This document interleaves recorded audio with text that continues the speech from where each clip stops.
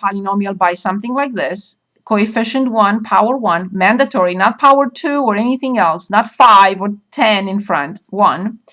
And I wanted to ask you, so before we continue, when we divide degree 7 by degree 1, what degree do we get?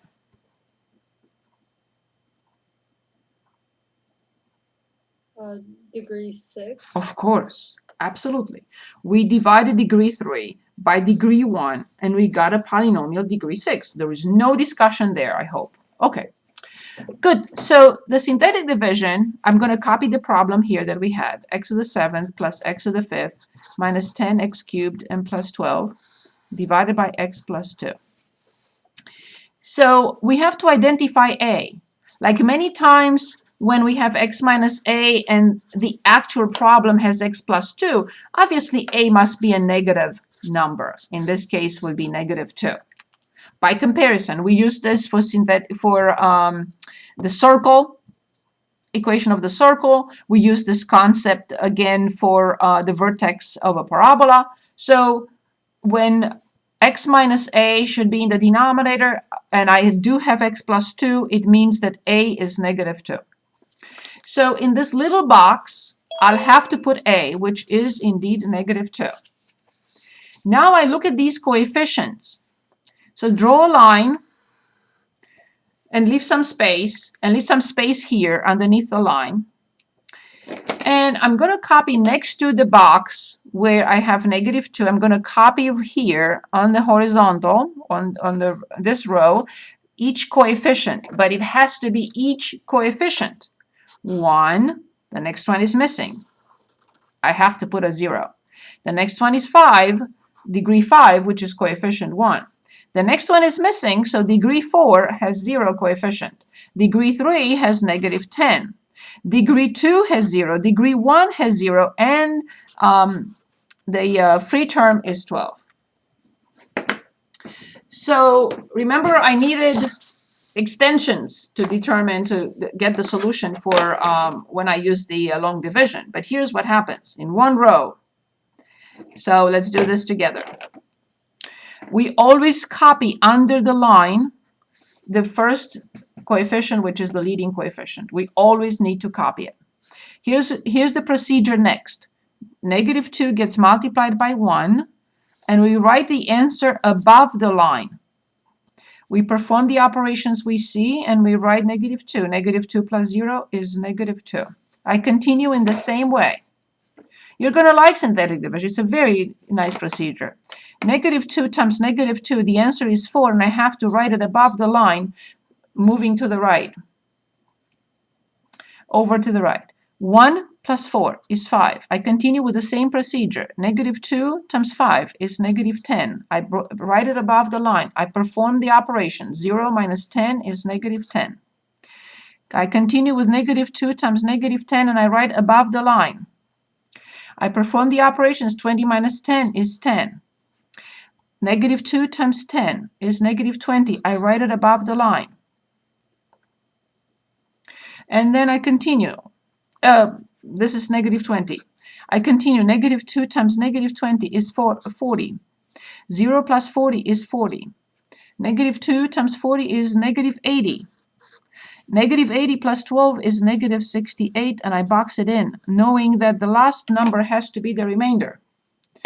And if you say, what is all this gibberish? What is this?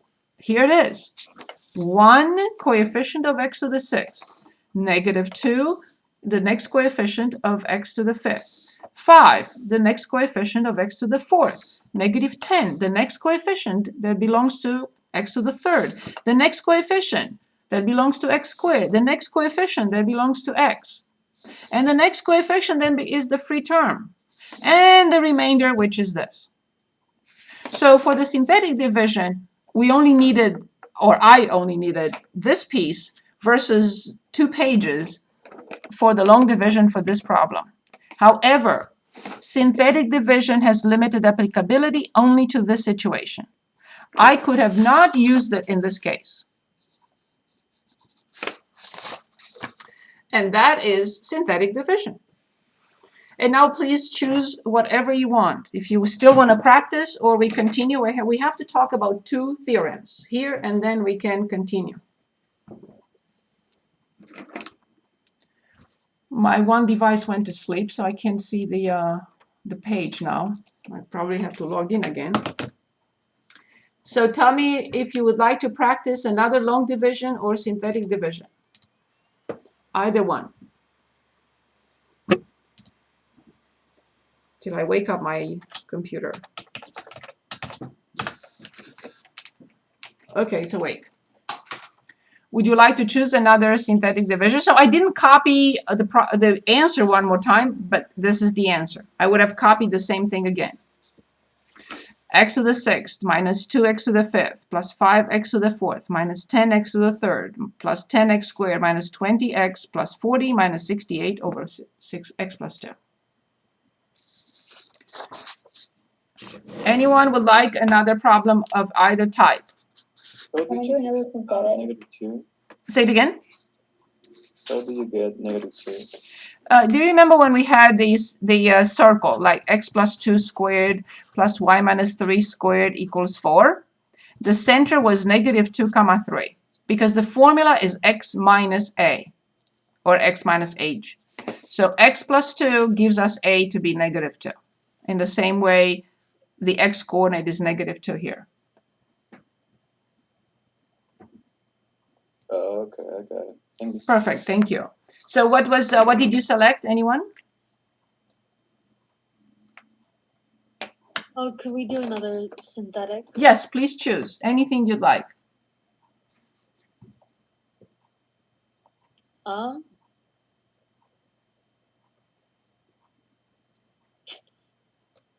You want to do 26 or you want to do 27?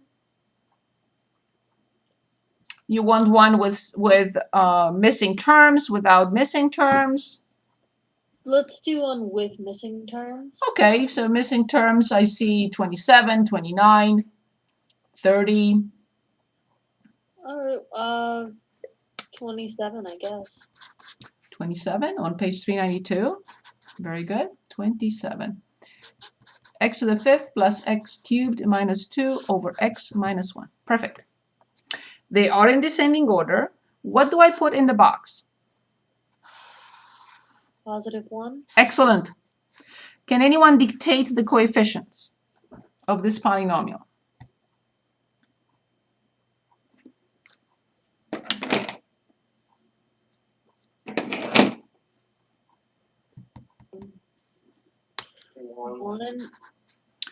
One for, yes, 0 for x to the 4th, 1, for x to the 3rd, 0, for x squared, 0. and -2. Awesome. We always copy the first one. That is, whatever it is, I can't touch it. It has to be copied. 1 times 1, and I write the answer over above the line. 0 plus 1 is 1. 1 times 1 is 1. I write above the line. 1 plus 1 is 2. 1 times 2 is 2, and I write above the line. 0 plus 2 is 2. 1 times 2 is 2, and I write above the line. 0 plus 2 is 2. 1 times 2 is 2. I write above the line. Nice. I'm happy. No remainder. If I divided degree, so I'm going to write the answer right here. That's how lazy people do it. Just kidding. So if I divide degree 5 by degree 1, what is the degree that the result of the polynomial of the quotient? A degree 4. So this is the coefficient for degree 4. Since it's positive, plus. This is the coefficient for degree 3. Very good. Plus, because it's positive, 2. And this will be the coefficient for degree 2. Very good. Plus, because it's positive. And this will be the coefficient for 1. Very good. And then plus 2. That's it. You can say, show me. I don't trust this. And then I'll have to show you multiplying this by x minus 1. And I show you that we get x to the 5th plus x cubed minus 2. Any questions? You said synthetic division only works if it's x plus or minus a number. That's it. It has limited applicability. All right. Yes. Only if the denominator is like x plus 10, x minus 3, x plus 4, da da da. If the denominator is like x squared minus 1, never. It has to have degree 1. The denominator or the divisor has to have degree 1 and coefficient 1. It is possible that if you have something like this in the denominator, you could factor out. So you could factor out 1/2 and you get x plus 1 over 2. So x plus, you can factor 1/2. So what do I need here to get 1? So 2. So because 1/2 times x is this and 1/2 times 2 is 1. So you could factor 1/2, leave it alone, perform the division by x plus 2, and then divide everything by 2. So that's possible. But these are not situations that you will encounter here in this course. But so we have a way of getting around this, but we will never have anything to do with the degree that is not 1. So that will never work. Okay? With the synthetic division. Okay. Good. So now I would like to look at 2 theorems. One is called the Remainder Theorem. And the other one is Factor Theorem. So if I have, let's say, p of x divided by x minus a. And this is a specific situation in which, by the way, synthetic division will work. If I have p of x divided by x minus a, p of a, so if I plug in, instead of x, I plug in this number. If p of a is 0, then the remainder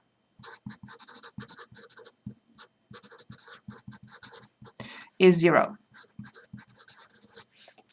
So, in other words, p of a is the remainder of the division. And you can say, show me. And I'll show you on the previous example and the previous example, the previous 2. So, in the 27 that we chose a minute ago, we had x to the 5th plus x cubed minus 2 divided by x minus 1, and the remainder was 0. I guarantee you that if we plug in this polynomial, if we plug in 1, we will get 0. So for this polynomial, p of 1, 1 plus 1 is 2, 2 minus 2 is 0. There are situations in which I'm not interested in the quotient. I only want to determine the remainder. And I can use the remainder theorem. But I cannot find the remainder in this situation by plugging -2 in the polynomial. No. Again, this is limited to those situations in which I can use the synthetic division. So it says that the remainder of a division of p of x over x minus a is given by plugging a in the polynomial at the top. So I showed you with one example. I want to go back to the previous one. And where are you, the previous one? Right here. So the previous one was, this is my page 5. So x to the 7th plus x to the 5th minus 10x cubed and plus 12. And we had x plus 2 in the denominator. I guarantee you that the remainder of this division is p of -2. P being the polynomial at the top. Okay, so you could say, show me, and I will. -2 to the 7th power plus -2 to the 5th power minus 10 times -2 to the 3rd and plus 12. If this number is not -68, then I made mistakes on both long division and synthetic division, and that will not be possible. So I take my wrapped calculator now, and I put in parentheses -2 to the 7th power, and then plus, in parentheses, -2 to the 5th power, minus 10, and in parentheses, -2 to the 3rd power, and then plus 12. When I hit enter, if I don't get -68, I have to go back and start from scratch. And I got -68. So I was able to determine the remainder without performing the long division or synthetic division. Oh, yes, we did them before for other reasons. If I needed just the remainder, I didn't need to perform any division, neither synthetic nor long division, and I was able to determine the remainder. Because the divisor is x plus a number, in this case, x minus -2. And by plugging -2 in the top polynomial, I determined the remainder right away. When will this be necessary? When will I ever want to know the remainder without knowing the quotient? And here it comes.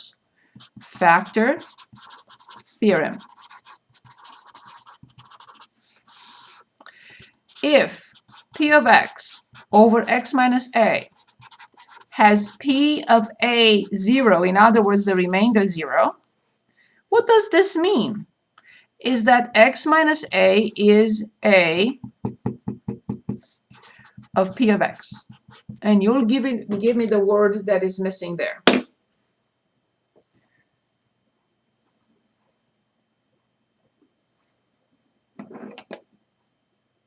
What is the word that I'm missing? Intentionally didn't put it in. If the remainder of this division is 0, what can you say about what does x minus a represent for p of x? So here it is. 9 divided by 3 has remainder 0. Because 3 is a of 9.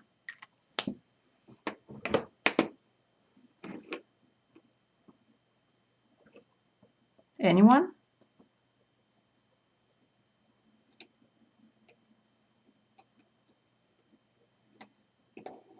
Anyone wants to give it a shot? Please? Can you repeat that one more time? Yes. So when I divide 9 by 3, I get quotient 3 plus a remainder, which is 0 over 3. And then I'll say that 3 is for 9. Same thing here.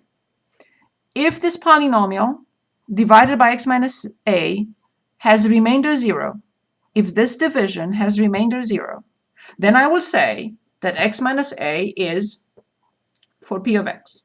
The same thing I say that 3 is for 9. And the key word here is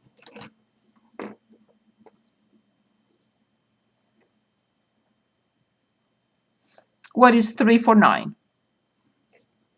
The same thing as x minus a for p of x. 3 is the square root of 9. True. Okay. 10 divided by 2 is 5 plus 0 over 2.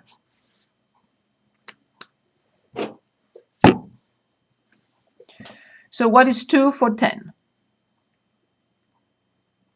Because the remainder is 0, otherwise it would not be. But the remainder is 0, so then 2 is a for 10. The key word is right on the page, screaming at us. Factor. Thank you very much. It is a factor. 3 is a factor of 9. 2 is a factor of 10. Why? Because the remainder is 0. X minus a is a factor of p of x. Why? Because the remainder is 0. So now coming back to one of the problems, I can say that x to the 5th plus x to the 3rd minus 2 has a factor of x minus 1 and something else that has degree 4. Why? Why can't I say this? because the remainder is 0.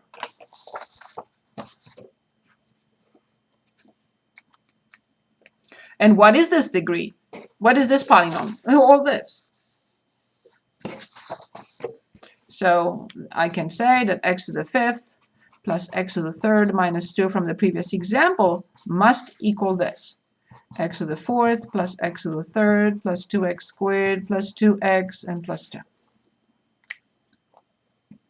Because the remainder was 0. So that's the factor theorem and the remainder theorem.